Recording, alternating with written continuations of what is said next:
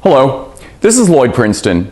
I have the pleasure of speaking with you today about the do-it-yourself market, but not the do-it-yourself market from a consumer's perspective, but from your perspective.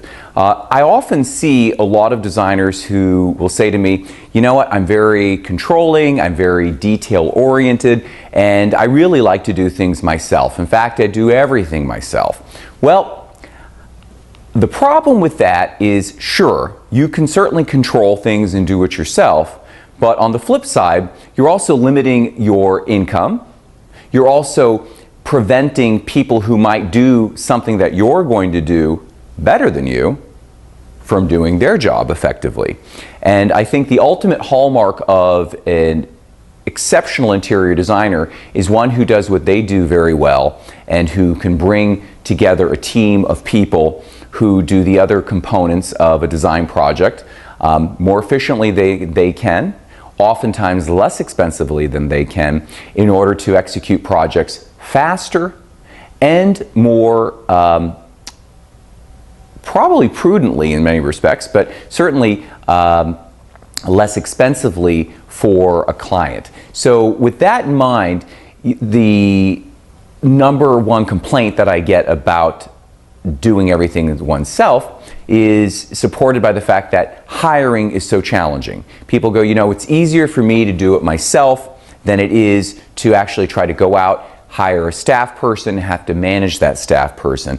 And I understand that. You know, that's part of a growing pain of any business, is surrounding oneself with the right people, whether contractors or full-time employees, to help grow a business and to get things done faster, better, cheaper. That's really what it boils down to, because as an interior designer, you're being hired for your vision, being able to articulate your client's vision, and to go ahead and get it executed as quickly as possible. And in order to do that, there's so many moving parts, from the design to procurement to CAD, you know, whatever has to necessarily be done, site visits and shopping and a variety of things. It's daunting, isn't it? There is so much that needs to be done, and it doesn't make sense to be charging a creative director's rate to be returning fabric samples. It doesn't make sense to be charging a creative director's rate to do elevations.